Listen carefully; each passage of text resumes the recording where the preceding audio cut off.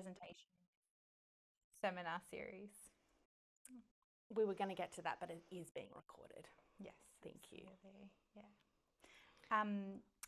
If you, so it's being recorded. What we'll do with that recording is we'll probably put it up on our website, and any names in the Zoom won't be visible. And we'll just repeat any questions into the microphones that people say. So, yeah. Cool. Sounds good. You can go to the next slide. Before we start, just want to acknowledge the traditional custodians of the land, the Ngunnawal and the Ngambri people, and pay our respects to elders past, present and emerging, and want to extend that respect to anybody who's Indigenous who is present here tonight. And next one, thanks. So yes, we are recording. Who are we?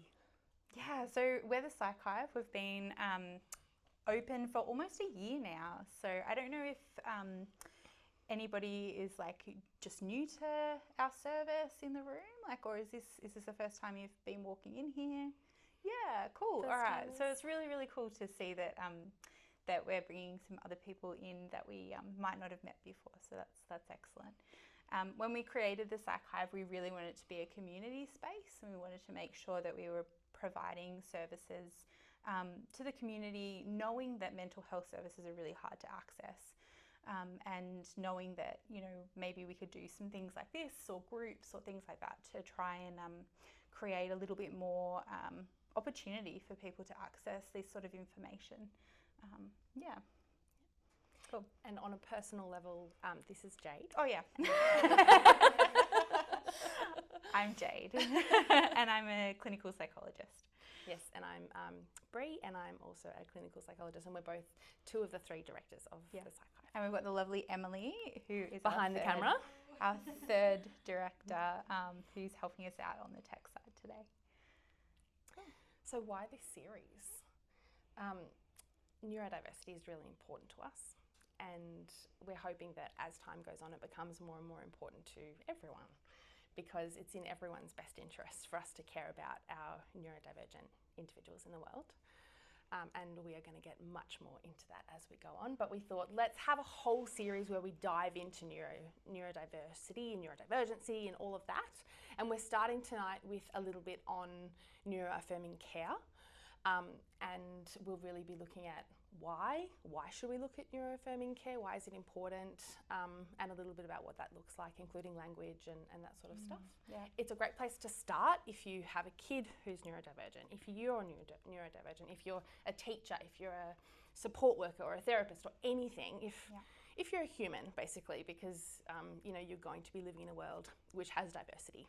Yeah, and I think it's really important also to recognise that like our field in mental health has changed so dramatically, like over the last sort of decade, that this wasn't even like talked about like when I went through my clinical training. No, me neither.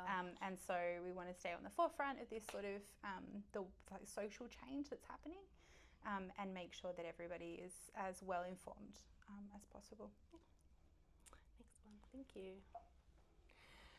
So I started talking a little bit about neurodiversity, and basically it's neurodiversity describes a group of people where there is diversity amongst the people. Mm-hmm. So if you say, oh, that person is neurodiverse, it's actually not grammatically correct, because neurodiverse means a collection of different individuals. Difference.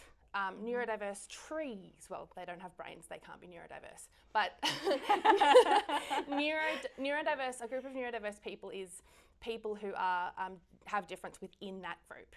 A neurodivergent individual has a brain that is different from the typical or the majority.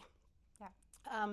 And then neurotypical is what we refer to as someone who has the typical brain. They're not autistic, ADHD, dyslexic, and the other things that create the neurodivergency. I think it's also important to recognise that like the term neurodivergent, that's not a diagnostic term. It's an identity term, and so we are in no ways the gatekeepers of that label.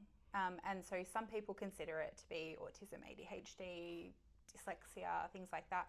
Other people will include mental health as a part of that banner. And it really, you know, like, so if you identify as neurodivergent, that's an identity label, not a diagnostic label. Yep. I'll give you a little bit of history about neurodiversity.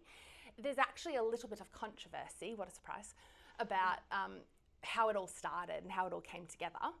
And the name Judy Singer is often thrown around as the person who coined the term neurodiversity, but we actually have started thinking maybe it came before Judy Singer's PhD in the 90s, and it came from a whole collection, a series of forums and online projects and people just talking about this thing that could be a thing, neurodivergent and neurodiversity. So I won't coin a person's name to it, but it started in about the 90s, and throughout the 2000s and the 2010s, it grew momentum as neurodivergent people started to identify with this idea, and as they started to talk about it, and as they started to talk online about it, and the movement grew and grew and grew. And so now we've got the neurodiversity affirming paradigm, which is a whole movement where we say it's not a deficit, it's a difference. So that's the main thing about being neurodiversity affirming, is that people with a neurodivergent brain are not a problem in society, they are just a beautiful difference. Absolutely. Yeah. So a little bit about what is neurodiversity affirming care.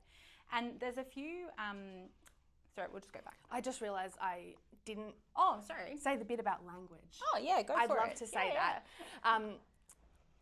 So yeah, we've got neurodivergent, neurodiverse and neurotypical, but then a little bit more about the language of, actually does that come up later? Am I getting myself confused? You can say it now. I can say it now.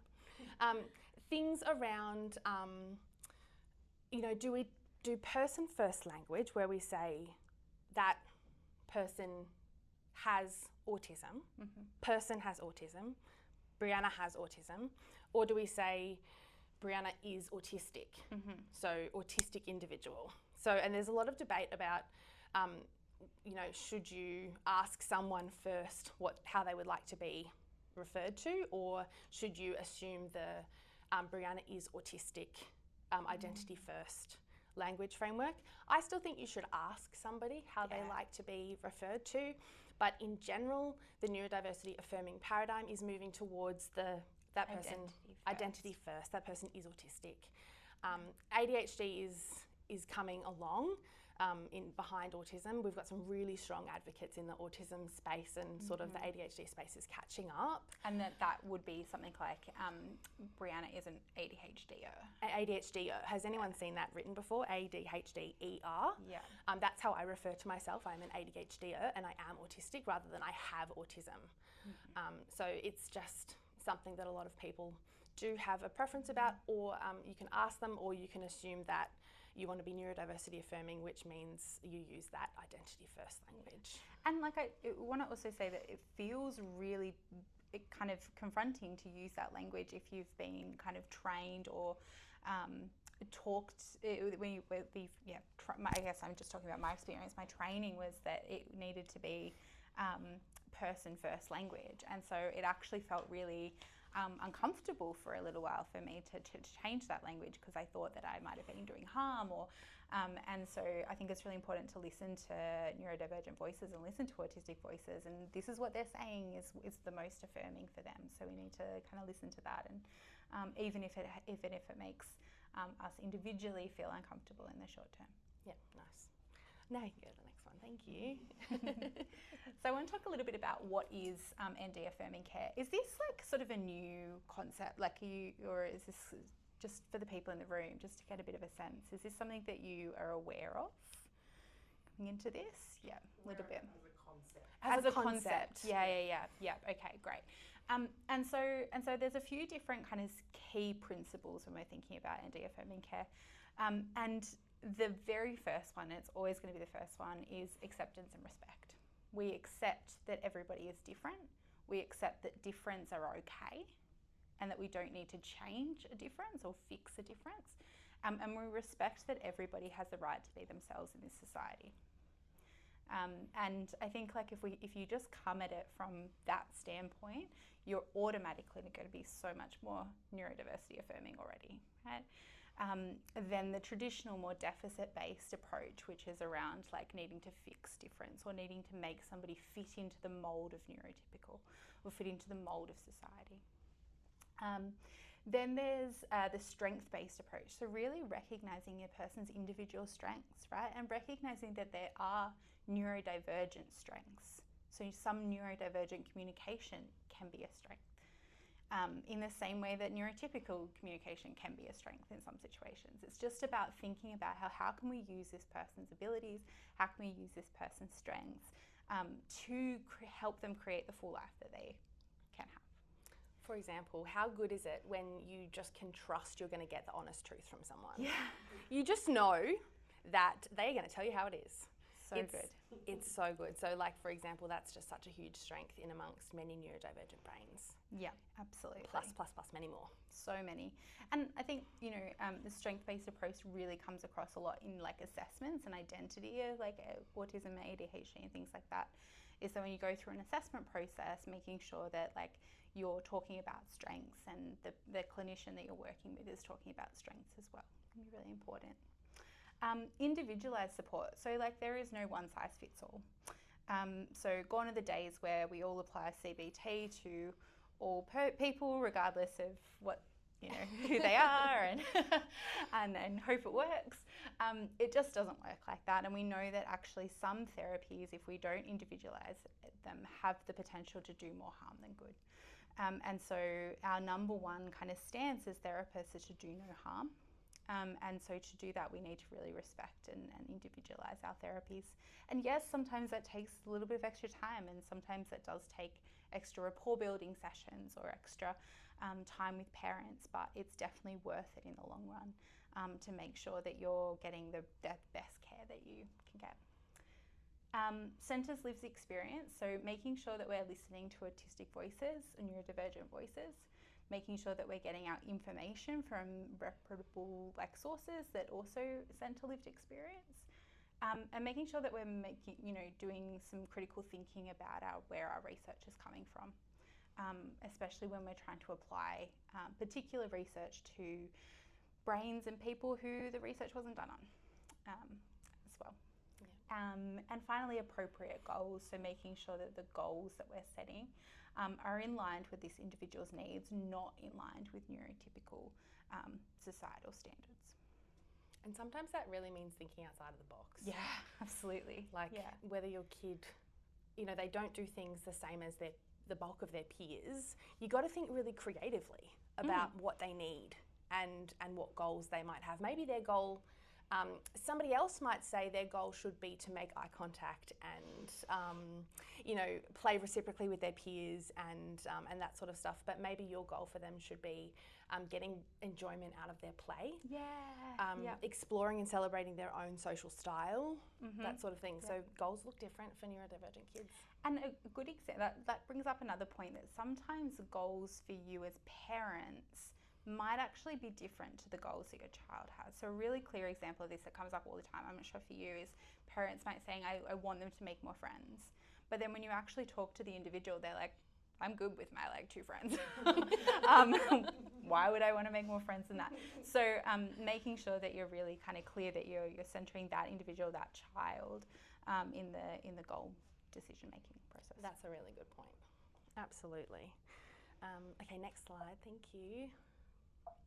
And you're starting off.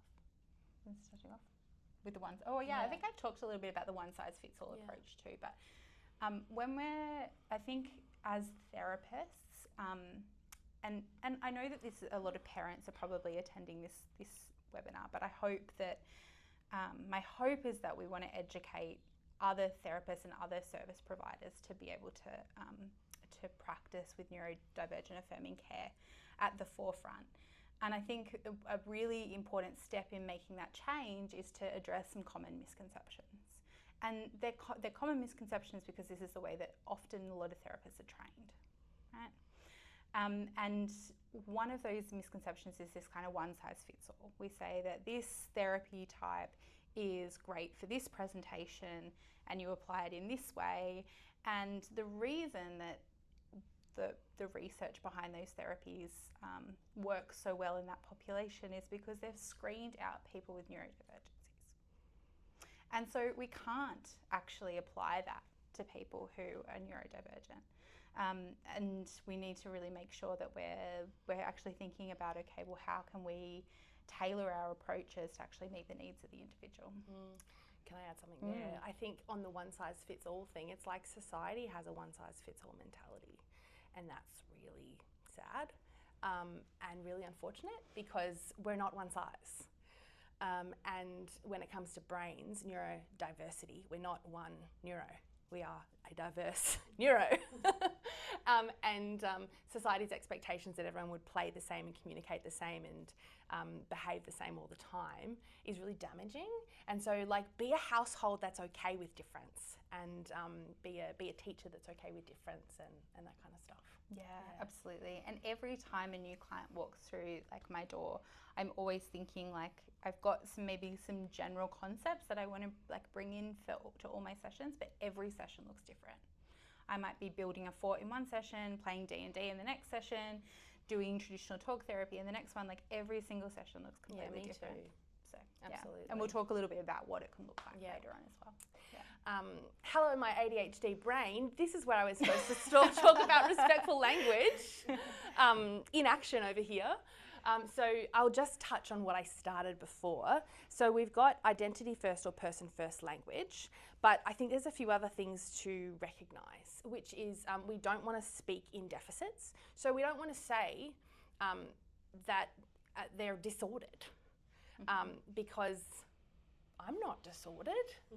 Thank you very much. Whole name of the whole thing, right? The whole all of them. Yeah. Disorder, disorder, disorder. No, thank you. So, different, not less than.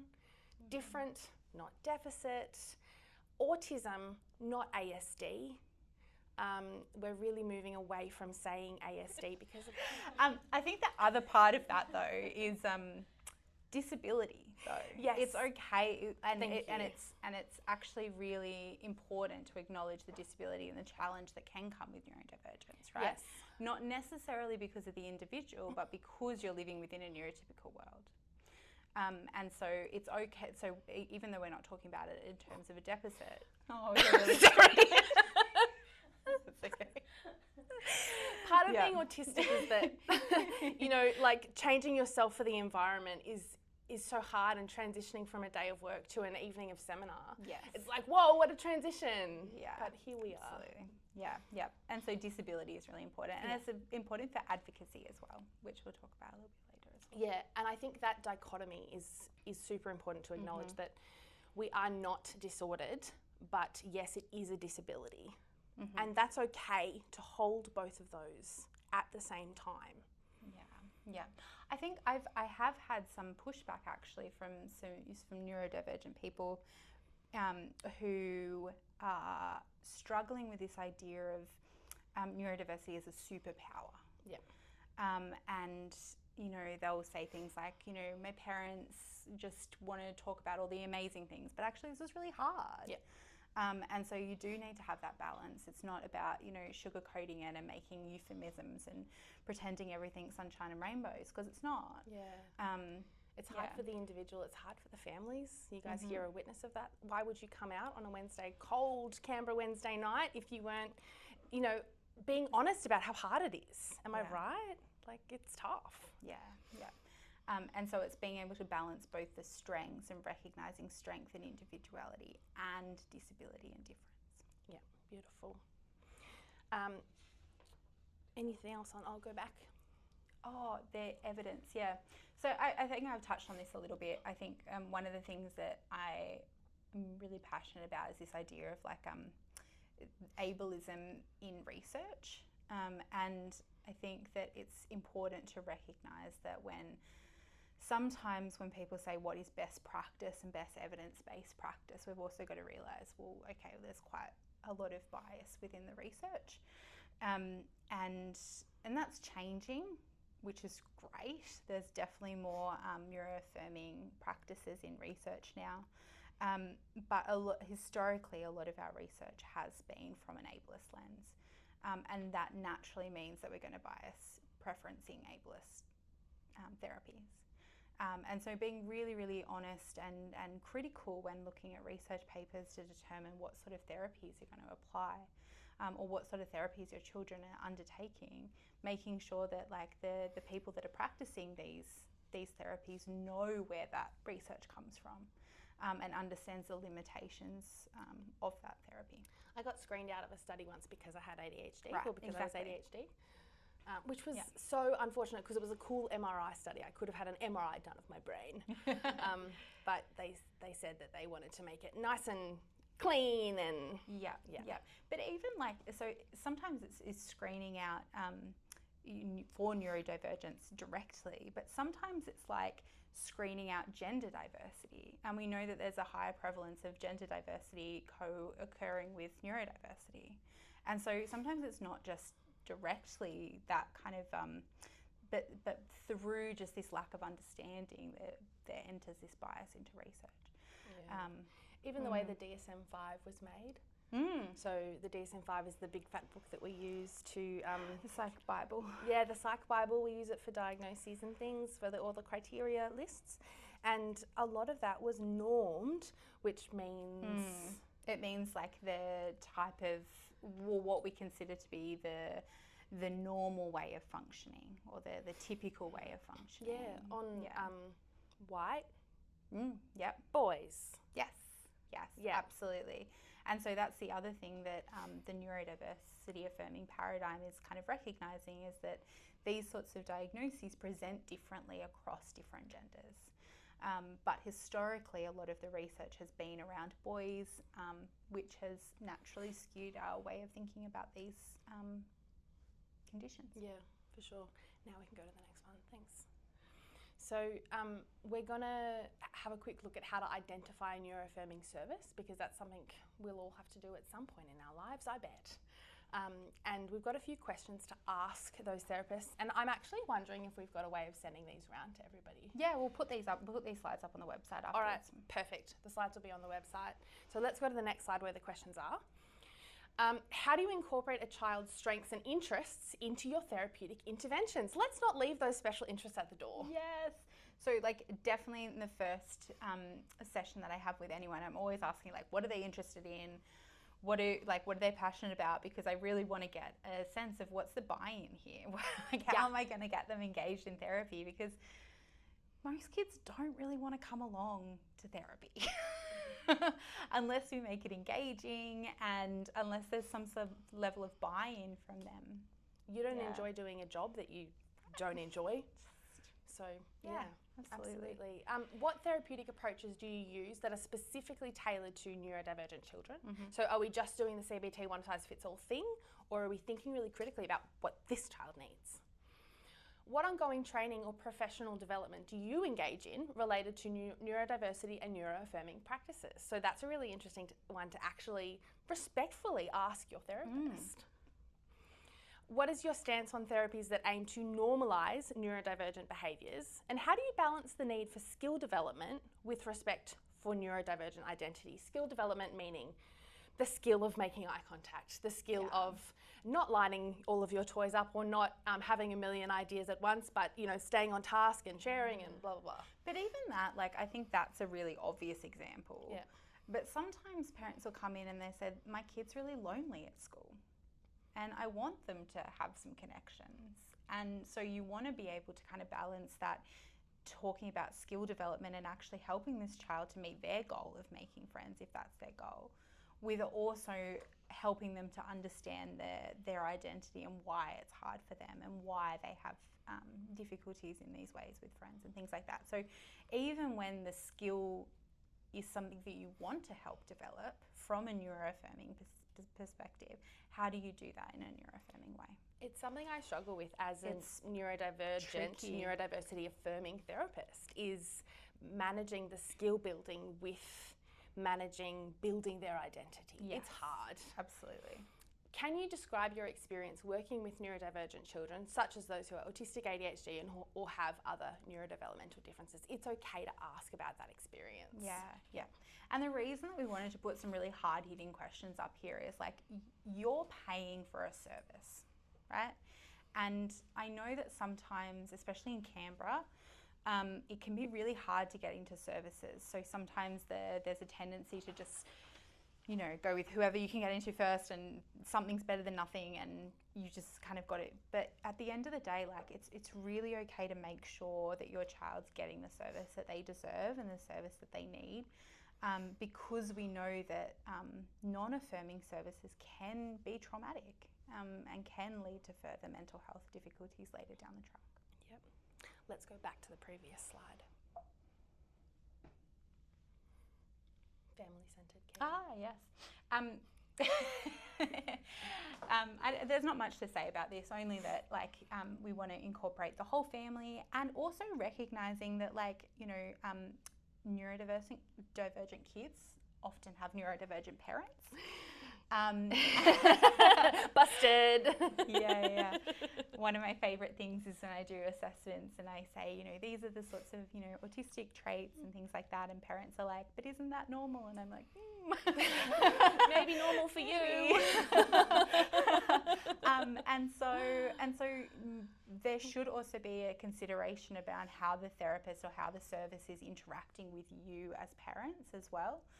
And making sure that they're meeting your needs so that you can be able to continue to provide that support to your child at home. So it's okay to ask for some emails after sessions. It's okay to ask for 5 minutes at the end of the session to check in on things. You know, it's okay to kind of ask for your needs to be met in those sorts of situations as well, because you are the main source of support for your child oftentimes. And so, you know, it's really important that you're involved in therapy to some degree as well.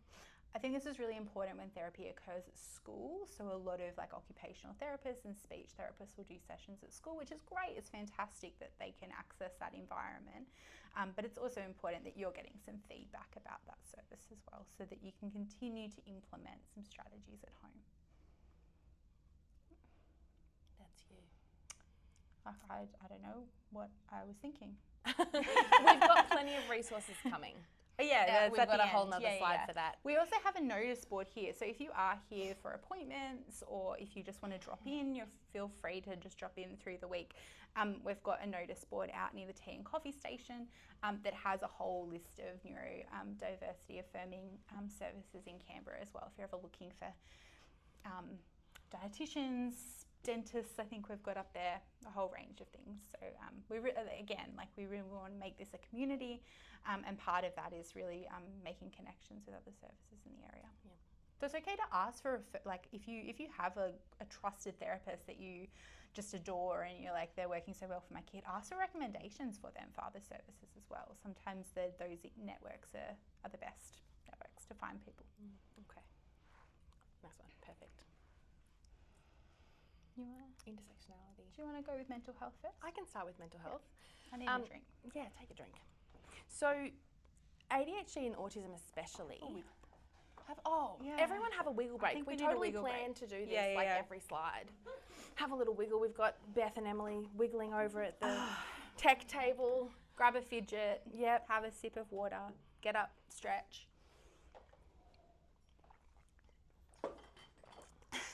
We were like, we're definitely going to do all the brain breaks, all the movement breaks, and then we're like...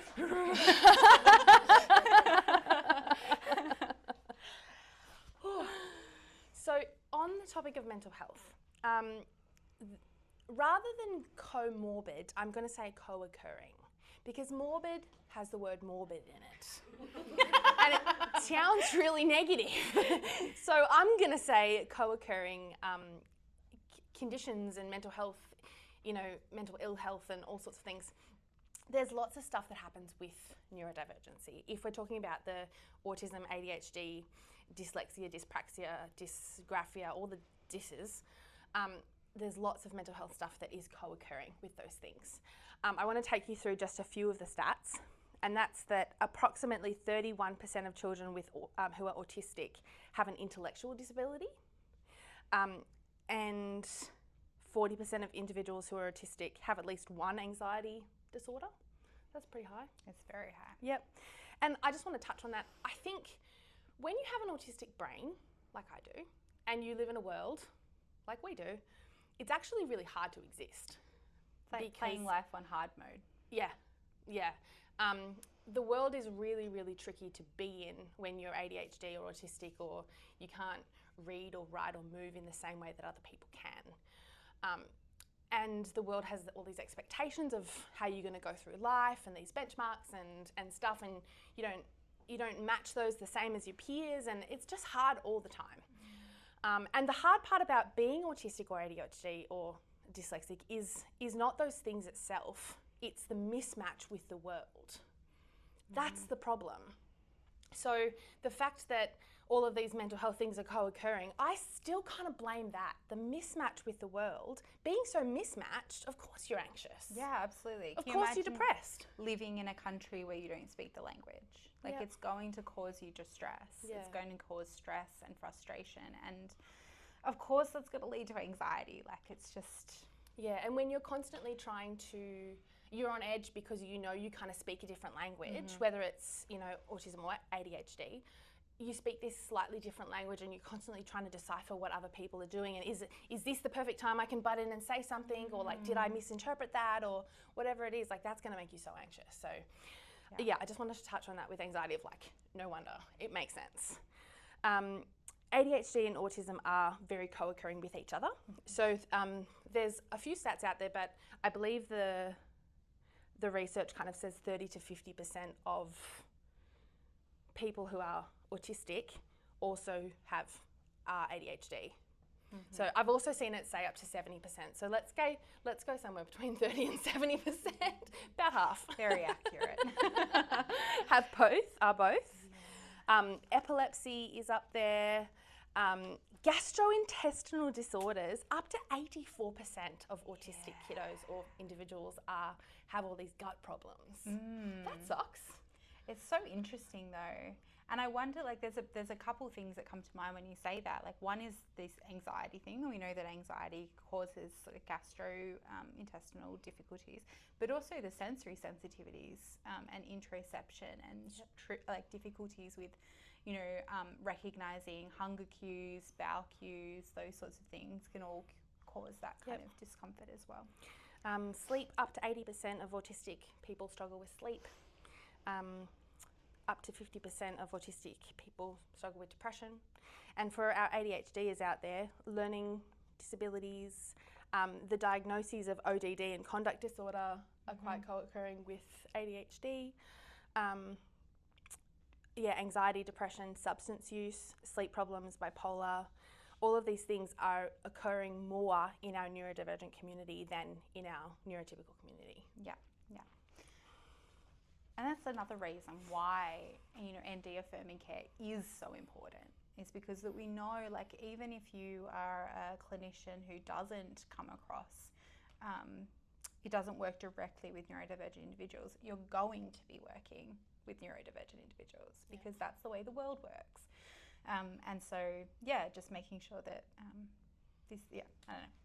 This is important. Acknowledging, noting that these things, they often come together. So if you've got an autistic or an ADHD person in front of you, you're going to have such a heavy history and so many other things. Because of this mismatch, it's hard, it's a lot, and it needs to be noted. And that goes back to the intersectionality too, is like recognizing that neuroaffirming care by definition also has to be gender affirming care. It also has to be sexuality affirming care. It also has to be race affirming care.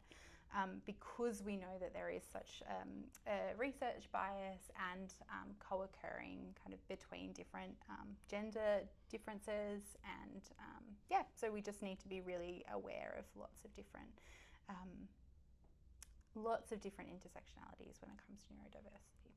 Yeah, and when it comes to that, go lived experience. Go and talk to someone who is Asian and autistic. Yeah, absolutely. Who is African American autistic, who is Indigenous and ADHD. Go and talk to the people who are living this life in this world and get their perspective.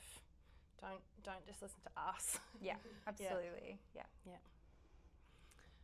Self-advocacy. What do I want to say around this? Where are we up to? Yeah, okay. All right. So, this could be a whole presentation in itself. I think one of the main things that I work, when a neurodivergent kid comes into my service, one of the very, very main things that I'm always working on is how can I help this kid advocate for themselves? And so it's not necessarily about changing or fixing that child. It's not my business. But it is about helping them to advocate for their needs in our world. Because if I can help a child stand up for their needs and know that they are okay and deserving of those needs, if that's all I do, job done. I'm like, that's amazing. Yes. And so I think that self-advocacy needs to be at the forefront of a lot of your, like, thinking about the goals that you're trying to make for your child in therapy. What do you want them to be able to be? You don't want them to be neurotypical, but you want them to be able to be neurodivergent who stands up for their needs in this world. And is okay in standing up for their needs in this world and feels worth and deserving of standing up for their needs in this world. That's what you want to be working towards. So and when they're very little, you have to be the advocate. yes. You know, you guys listening to us now are the ones who are writing to the schools and demanding meetings with the teachers or the execs or the principals and talking about the bullying that's going on. And talking modelling about that the ILP. it's okay to ask for these things. And, you know, you might feel like you're the naggy parent, but if you're not going to advocate for your children, who are? Yeah. Right? And so it's hard work doing that, but it's important work. Yeah, absolutely. Okay, next. This is a fun one. So like we mentioned before, neuroaffirming care isn't just sitting across from each other and talking about our feelings. That can work great for some people. Yep, love that. But it's also about bringing in interests and passions and movement and creation and play and exploration, and maybe that means sometimes you're doing board games, maybe that sometimes means you're reading books, maybe you're going out for a walk, maybe you're playing D&D. Like, it can look like so many different things. Absolutely. What are some of the craziest things that you've done? Gone out the back and climbed trees and taken Polaroid photos up from as high as we can be. Yes. Yeah. Yeah. I think that's intense. I can't say I've ever climbed a tree in therapy. Yeah. But I have created quite a complex D&D campaign with particular skills and stuff worked in, which I'm quite proud of. Yeah, that's amazing. Can I ask the room, if anyone's comfortable, what is your child's or your own or someone's hyperfixation or special interest that we could talk about? Has anyone? The human body. Ooh, I love that. Do you know what I would do with that is get one of those, like, have you done this at home? A huge butcher's paper and outline their the body. Yeah, we've done that. You've done that? All the family x-rays and then... The family x-rays. Oh my gosh. What, like mum's arm, like aunt's body. Yeah, wow, that is great. Yeah. So for those playing at home, we just had someone say that the human body was, and they've got a big x-ray person made at home. Yep. So, yeah, and the fact awesome. that you're diving into that rather than being like, that's gross, that's annoying. Amazing. We're deep. You are deep. Yep. Yeah. That's really good. Off the top of your head, how could you use that in therapy? Putting you on the spot. I love talking about feelings in the body. Yes. Because particularly, look, ADHD is too, but particularly autistic people really sometimes struggle to identify with their body and the feelings that live in their body. And that's part of the interoception difficulty. So I would definitely do the butcher's paper thing, draw the child on the floor and talk about where the feelings happen, what colour they are, maybe even like get some like slime or porridge. You hate gross things like this. I would do it though.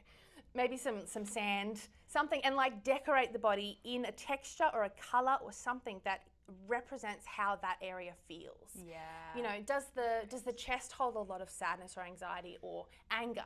How could you represent that with a colour or a texture or a fabric or something? Yeah. And if you, with the human body, I mean, that's a fantastic interest to have because you can dive right into like how the like fight or flight system works and the brain and the different parts of the brain. Oh, love that. That's really good. Thank you. Yeah. Got a winner. Anybody else? Oh, How good are dinosaurs? classic. Yeah, so good. Do you know what I love using dinosaurs for is play stuff with social skills. So we're not teaching social skills because we're not teaching kids how to behave like neurotypical people, but just like honouring how the dinosaurs play with each other and using lovely observational statements of like, oh, this one just did that and this one just did that. And I noticed this one over here all by themselves. I wonder how they're feeling about that. Yeah, absolutely. Yeah, all of those how I lovely use statements. dinosaurs sometimes is parts work. So I'll be like, there's a part of you that's really angry. What dinosaur is like the angry dinosaur? And there's a part of you that's really scared. So yeah, that's dinosaurs. That's good. a good I think we one. all have dinosaurs in our room. Yeah, definitely. Yeah, no, great. That's awesome. Cool. That's so good. Yeah. So, Books are a really important part of growing a neurodivergent child to be an adult. Finding some really good books, and I love the book. We've got a resources page. But I love the worry one. What's the amygdala worry one? Oh, Hey Warrior. That's really good. And we practice. We get them lying down and we practice putting a toy on their tummy and we watch the toy go up and down to practice tummy belly breathing. Yeah, lovely thing. Lovely. There's lots of ways that you can bring in passions and interests. Yeah. If ever you see your child's therapy and it looks like the therapist is just playing, just send them an email and be like, hey, I thought that you were just doing a board game, and the therapist, I guarantee you, will come back with this list of things that actually they were trying to do and observations that they made and things like that. So, so it's okay to ask if you're unsure of how it kind of connects to your goals, but don't be surprised if it's quite creative. Yeah. I often worry that, because I'm a certified play therapist, and I often worry that the play I'm doing with the kiddos looks just like we're just doing that, just playing. But just playing, like, that's a bit of an unfair term because playing is a child's occupation. Absolutely. And it's how they move through the world and how they learn and how they engage and all those things. So yeah, there's no just playing. Yeah, if you're unsure, just ask. Yeah. Good takeaways. Cool. Oh, we have a question in the room. Well, we have cars as the... Oh, thank you. cars. Fantastic. All right. Okay, I love cars for similar to parts work, but like when my body's going really fast, like a race car, and then it will be like when your body's going really slow, like a truck, like a tractor or something like that. Yeah. That's cars is good for that. Car making a lot of noise, telling you what it needs. You know, it has Yeah. needs in the engine or the tires or whatever. How to service your car, self-care. Oh, nice. Yeah. But bubble baths and chocolate. That's really good for cars. Yeah. Yeah. Love it. Okay. We're also thinking like Lego is really good for teamwork. Oh yeah. So I sometimes and have run across a few different services, a Lego-based therapy, and it's actually an evidence-based therapy for all sorts of sort of presentations, but. The idea is that when you're building Lego with a group of people, you need to do turn taking, there's emotional regulation, there's social problem solving, like parts go missing and then we have to go, oh, what are we going to do and how do we manage that? And you always have the kids like, I could build this faster on my own, and it's like a nobody, but that's not the point. We're working together today. And just be able to bring in an interest in that's not like teaching in a really prescriptive way, but it's about getting kids on board and they're engaged. And Lego is fantastic with so many different things. Absolutely. Yeah. Movement for regulation. Moving your body is a perfectly acceptable way to regulate your emotions. Absolutely. Yeah. Almost every day I go home and I bounce on a big yoga ball. Nice. And I roll. Yeah. It's like just you got to do it, and it's okay for your kids to do it, right? As part of my play therapy, I move and breathe a lot because I'm trying to co-regulate with the kiddo. And sometimes they clock on and they say to me like, wow, you breathe a lot. But then I notice them taking big, deep breaths and I'm like, yes. Yeah, if you ever hear a therapist going, like we don't have asthma, we're just trying to model that co-regulation. Yeah, absolutely. Cool. Next one. We're good.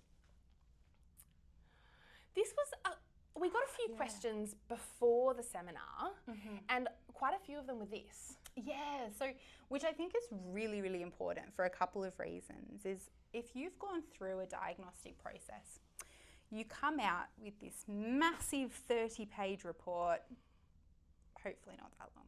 But massive report, and at the end you've got a stacked ton of recommendations, and as a parent you're like, wow, I've just paid a lot of money for these recommendations.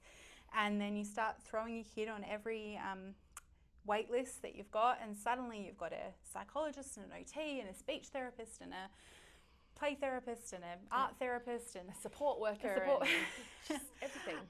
And there's a couple of things that we need to be really, really cautious of. Is like neurodivergent kids actually probably need more downtime. The world's already really busy and really hard and really overwhelming, and so they probably need a little bit more time than neurotypical kids in the afternoons outside of school, things like that. That's so important. We typically tend to over-pathologize neurodivergent children too. So because neurodivergent children have a lot of access to different services and professionals and paediatricians, things tend to be picked up a lot earlier and sometimes pathologized when it's just a part of normal development. And so making sure that, you know, every single child in the world, whether they're neurodivergent or not, is going to have some struggles sometimes. Do they need a therapist to work through that, or can that be handled as a family? Is a really kind of difficult question for neurodivergent kids when they have lots of therapists that they could go to. And so just kind of acknowledging that sometimes your therapist might push back and say, you know, actually I think we need a little bit of a break now, or I think we need to, you know, space out between sessions. And that doesn't mean that the therapist thinks that your child's not struggling. That means that they think that they've done a good chunk of work and your child needs a break. And it's okay to take a break. I love doing 6 at a time. So do 6 sessions, have a really clear goal, take a little break, come back for 6 more. Your therapist hopefully isn't going to drop you off the books. You know, have that conversation. Come back for 6 more, really focused and intentional, and then you have another break, rather than just all year round, all the services. Yeah, absolutely. The other thing that comes into this is like NDIS. Sometimes there's a sort of I wouldn't call it a misconception because it could totally be true. I don't know, but this idea of like use it or lose it, like feeling like you need to use your funding, otherwise it's going to be gone, and then you're not going to have services next time. But trying to balance, I guess, like that with also, you know, sometimes your child like doesn't actually need the service as much as they're getting it, or you have a conversation with your service provider and see whether they could do some different things in that time. Could they do some resource development? Could they do some parenting work with you? Can they do an observation at the school? Like, is there some other ways that they can use that funding that also allows your child to have a break? Yeah, absolutely. Some of the signs of burnout in therapy is your child like flat out refusing to go. I'm a really, really firm believer that kids need to be able to consent to therapy for it to be beneficial. You know, again, I'm certainly not in the business of making kids do things they don't want to do. Saying that, there are creative ways to get kids to engage. Totally. If there's a block Yeah. and they're anxious so they don't want to come. Yes. Or they haven't built the rapport yet, so it's a transition and they don't want to come. Absolutely. In the times in past, I've gone to someone's house and just played a board game with the whole family. Yeah. They've met me. They come along, no issues the next time. Yeah. But it needs to be a conversation with the therapist. If your child's resisting therapy, talk to the therapist, see what they can do, see if they can change things up if you've been with them for a long time, or if they can do some more rapport building if it's new. Maybe they've gone in too fast, too hard, too fast. I definitely have done that before. And you need to pull back and you need to do more rapport building. So just really be aware of it and ask those questions of your therapist when it's coming up. Yeah, absolutely. Okay, next one. Cool. Just some resources. So again, we'll put these all up on the website so that you can look at them more in depth. But there are so many amazing resources out there written and developed by neurodivergent people. Shameless plug for our own resource books that has so much, like a wealth of information in them. And you can buy them on the website. I think they're pretty cheap, $15 or $25 for both. $25 for both. So, you know, and I think they're a really good beginner's guide for where to start. So lots of resources. Some awesome books. And the cool thing, if you just like have some of these books just like intertwined, especially for those kiddos that like don't want to hear it. Like, don't talk to me about serious things. Yeah. You know, those kids, if you have those books just like in the bookshelf, they're going to pull them out and be like, what's this? And you can read it and talk about the brain as a tree in the forest and all that stuff. And great for siblings of neurodivergent kids too, for understanding of what their sibling might be going through and things like that as well. Yeah, definitely. And cool. So just a whole bunch of more websites and books and things like that. This one, Unmasking Autism, and Different Not Less, are probably books that I would encourage you guys to read as the parents. You might be autistic yourself and might relate to a lot of the things in there, but otherwise just getting the idea from an adult's perspective for your kiddo. So I encourage you to do some reading for yourself, some things that suit you as well. Yeah. Yellow Ladybugs just had a conference. They have a conference every year and invite a lot of neurodivergent speakers along. And that's a great way to get an insight into lived experience as well. They've got a great podcast. If anyone is into podcasts, the Yellow Ladybug podcast is great. Yeah. Perfect. Yeah. We were recently on the ADHD Her Way podcast. Oh, I should have put that one up there. Yeah. Johanna's great. And that was just a great conversation, kind of about this stuff. But there's heaps of good stuff about ADHD on there too. Yeah. Perfect. Cool. Yeah. Oh, yes. We've got lots of groups that we run. Yeah. I'll just definitely point out the My ND Mind group is going to be running again next term. And this is pretty much exactly what we've been talking about. It's self-advocacy, it's helping kids to own their identity and learn about themselves and learn about special interests. Celebrating special interests. We have Special Interest Day where they bring along something of their special interest and present it to the group. Yep. And it's just a fantastic group. So that will be running for between 8 to 13-year-olds, I think we're advertising it for. For term 3. If you've got anybody who might want to join in, that will be, we'd love to have you. Yeah, but if you're not in Canberra, I would encourage you to have a look at what you've got in your area. Yeah, There's bound to be something. Yeah, absolutely. Some of these groups that we're running are our groups that we've designed, but there's probably similar sort of things in your local area. And other ones like Brick Club and Tuning Into Kids and Circle of Security are ones that will probably run because they're sort of they weren't developed by us; they were developed by other people, and they'll probably run nationwide, if not internationally. You'll find them close to you somewhere. Yeah, absolutely. Yeah, did you have a question? With the ones that have been written by other people, how do you tailor that for a neurodiverse population? That's a great question. Because I've done both Tuning Into Kids and Circle of Security and had one-on-ones afterwards, and they went, your kid doesn't fit the bill. Yep. So for those, if you didn't hear on the microphones, the question was how do we tailor those groups to neurodivergent kids? Now, I don't run either of those. For Brick Club, I do run Brick Club, and it is definitely tailored towards neurodivergent kids. So the main sort of research cohort was autistic, ADHDers, and social anxiety. And so it's definitely kind of tailored around that. Do you? So I'm the Circle of Security here.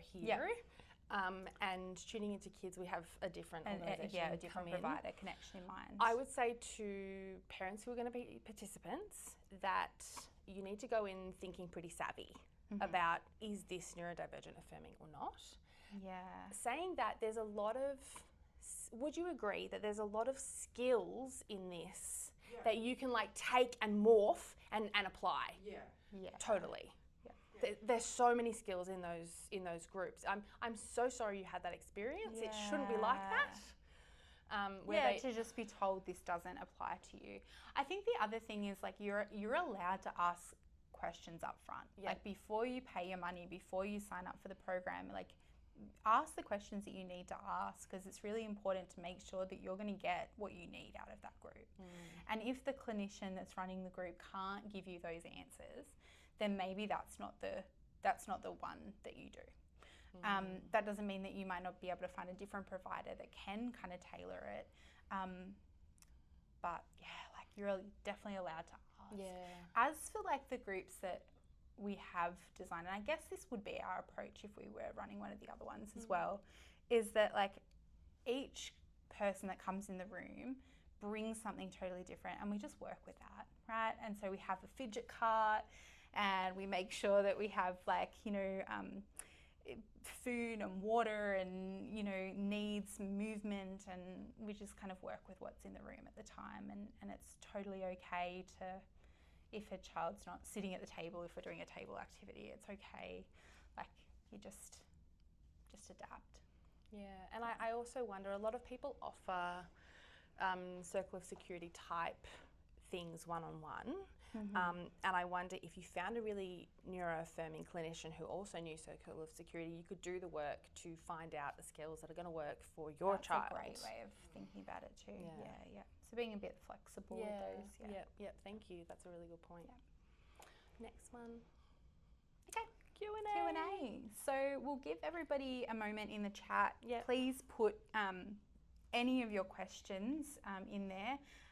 About this topic. We're also looking for interest in future seminars, so we want to run free seminars like a few times a year, because again, like, that's what we made this place for. And so if you have suggestions about what we can run in future, or what you want to know about, let us know as well. But yeah, questions. We were thinking the next one would be specifically about autistic and ADHD parenting. Yes.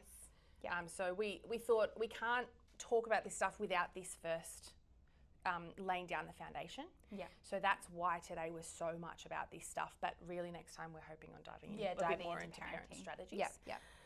But yeah, keep thinking of your questions. Yeah. I've got one. Yeah. Great. So often in that getting normalizing neurodiversity for our kids, because a lot of people that we know, other families, a lot of their friends will also tend to be neurodivergent. Do you have any tips, I guess, for kind of the language or boundaries around that? Sometimes we feel like we're maybe overstepping, like where one of our kids' friends might, to us, clearly be neurodivergent, but they're not on the same, they might be at a different point on that journey. Yeah. Such a good question. So the question was, if you have, if your family, it sounds like what you're saying is that your family's quite trying to be neurodivergent affirming, and when you're having conversations with your kids about maybe other children who you're seeing as maybe being autistic or ADHD or something like that, how to have conversations without overstepping those. Yeah. Is that sort of your question? Yeah. That is a fantastic question. Yeah. I think that's something that a lot of people struggle with, whether you're a parent or a therapist or something, is that, like, you start, if you have more information about this and have more awareness and more language, you're naturally going to be able to pick it out and be able to talk about it more. I think that it's really important, and you might have a different way of approaching this, but this is sort of what I would think, is that it's okay to talk to your kids about, it's okay to talk within the neurodiversity affirming language with your child, but also recognize that some people or some parents might not agree, and their parents might not have the services or the access to support or the knowledge that you do or we do, right? And it's okay to recognize that you can put your information and explanations out there, but also acknowledge that other people might see things in a different way, and just helping your child to have that kind of nuanced understanding that, yeah, maybe your friend is neurodivergent, but their family might not see it that way. Their family might not call it neurodivergent, and it might be really confusing when you go to their house and you have to sit at the table and make eye contact, and that's really overwhelming, and sit still and and so you can still have those conversations with your kids. Don't shy away from those conversations, but allow that space for other families might talk about this or do things differently. And everyone's on their own journey. Yeah, like talking about the trajectory of life, and everyone's in different places when it comes to this, and that's okay. Yeah, absolutely. Yeah. Does that sort of answer your question? Yeah. Okay. Thank you. One of the questions from the chat was just for you guys to let them know the name of the podcast Oh, Oh, we'd love to. Yeah. Yeah. We can let you know the name of the podcast we were on. It's called ADHD Her Way, and it's by Johanna. I can't pronounce her last name. She's fabulous. She's got heaps and heaps and heaps of episodes. It's mainly focused on ADHD in women, and it's a great resource. Yeah, and we were on there talking about access to ADHD assessments and this sort of stuff too, like neurodiversity affirming care as well. Yeah. Yeah. Good question. Do you know the name of the episode that you were on? I will find it. It was 2 episodes ago. So it'll be reasonably recent, and it's about neurodiversity. And look, Jade's so good, she's going to find it right now. I think I will. Any other questions? There was also just I think this was more around kind of future sessions, but sessions on emotional coaching and regulating strategies for teenage kids would be most appreciated. Yeah, That's fantastic. Yes, we can. We'll start to weave in emotional regulation when we talk about autism and ADHD parenting strategies next time. Thank you for that prompt. That's fantastic. Two people said that, and everyone's like, "Yes, please, help me with the teenagers. help me with the teens." Yeah, absolutely. Okay. The podcast episode was called Neuroaffirming Care and ADHD Assessment Process for Children and Adults. So, Yeah, and it was just a couple ago. yeah, it was released on the 14th of June this year.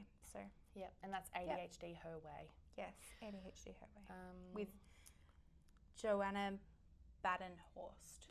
Badenhorst. Yeah. Awesome. Lovely. Thank you.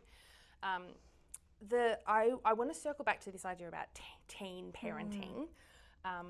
It's hard. I'm not a teen parent, but having witnessed many teen parent combinations in therapy, it is hard. Because I think what I've seen, especially when I've worked with clients through primary school and then they've kind of hit high school, it's like you're trying to work out what's neurodivergence, what's hormonal, what's just sort of typical teenage risk-taking behaviour. How do you balance all of that with building autonomy and independence? And gosh, it is hard and it is exhausting. I would highly encourage anyone with a teenager to read Brainstorm by Dan Siegel. That's a great one. That's Brainstorm by Dan Siegel. One of my biggest takeaways from that book was talking about within the brain, during teenagehood, all the pruning happens. So as a little child, they have lots and lots and lots of what are they called? Neurons, connections in their brain, lots of connections. And then teenagehood is when all the pruning happens. So like that's a lot for the brain and for the body to experience. And he takes you through what that means for a teenager, and he gives you heaps of advice for talking to teens. So have a read of that, and maybe we can bring some of that stuff and some of that research into our next one. Yeah, absolutely. I don't know whether, has anyone here seen Inside Out 2? I will not the second one, not yet. So I won't do spoilers, but I highly recommend going to see it.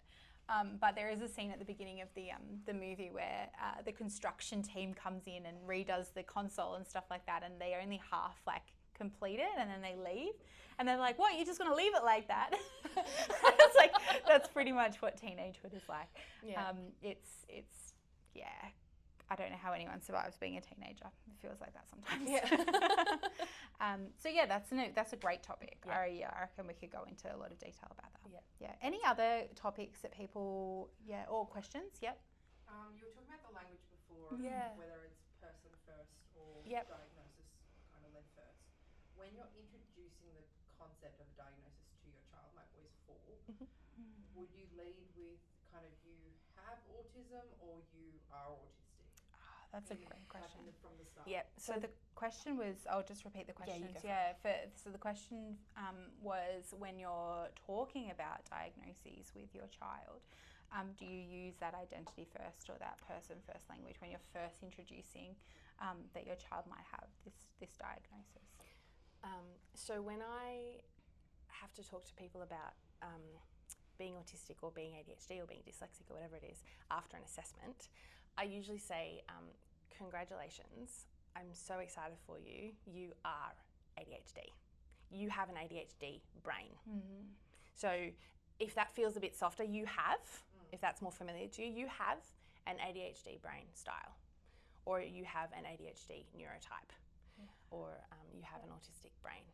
Sometimes I'll start with like, these are the things that these are the things that you do, and these are the things that you like, and this is kind of you, and this is what we call like autism. And when you're autistic, blah, blah, blah, blah. And then you sort of go into it that way sometimes. My encouragement would be start strong. Yeah. With the affirming language. Go straight in with it. And be like, even if it feels uncomfortable for you sometimes, like just like own that. Practice it in the mirror. Yep. Have that conversation with the psychologist that did the assessment, if they're affirming. Yep.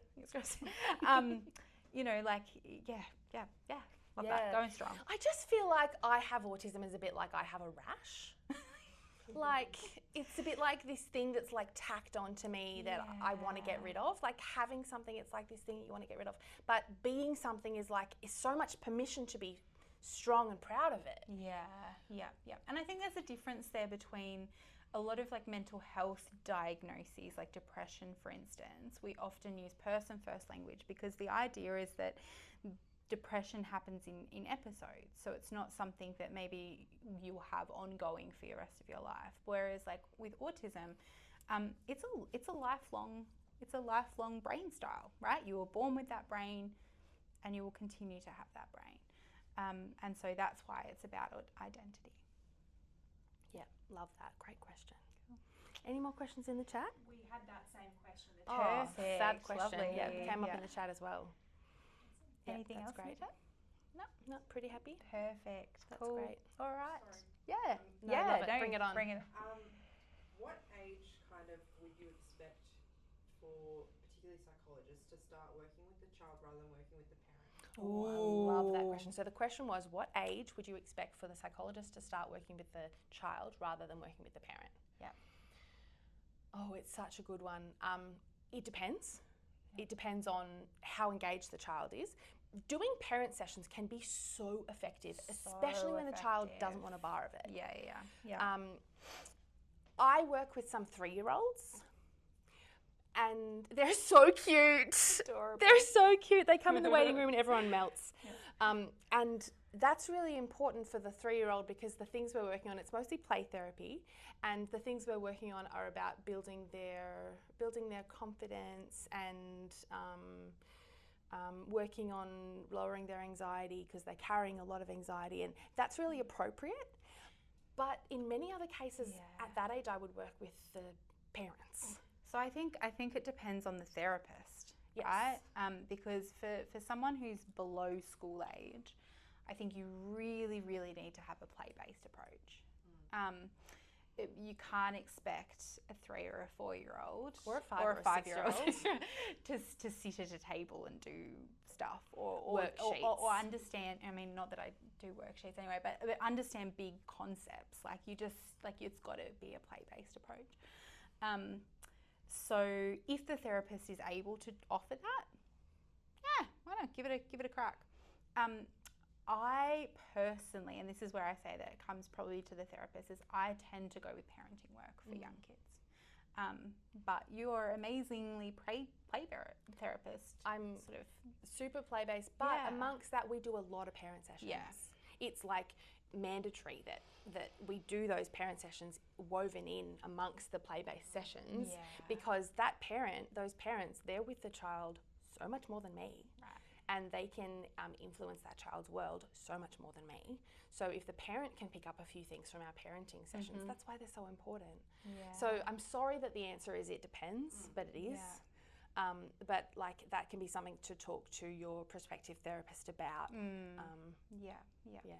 And again, like really considering, so oftentimes a neurodivergent kid might start with an OT or a speech therapist earlier, and a psychologist might come in a little bit later. So generally, new clients, I'm seeing are around that kind of 7 to 10 sort of range, just anecdotally. Yeah, great question. Any others in the room or in the chat? No? Everyone ready for their Wednesday evening Yes. procedure? Yeah. Yep. Thank you. Do we have a thank you slide, or is this the end? No, we forgot about a thank you slide. Thank you so much for coming along to this first seminar. We are thrilled that people signed up. And we're really happy that we've built this community and that you can be all a part of it. And be on the lookout if you're interested in groups, resources. Get in touch. Yep, and look out in about October for the next one, which will be really deep dive into parenting strategies. Yep. If you've got things you want us to cover, please email them through if you have some time to think about it. If you've got teens, go and read that brainstorm book. Otherwise, get yourself some books. Have a look on our website. I'll upload the slides tomorrow. That's it. Cool. For those in person, we'll be around if you want to come up and ask questions, but we might wrap up the online. Cool. Thank you. Thank you so much.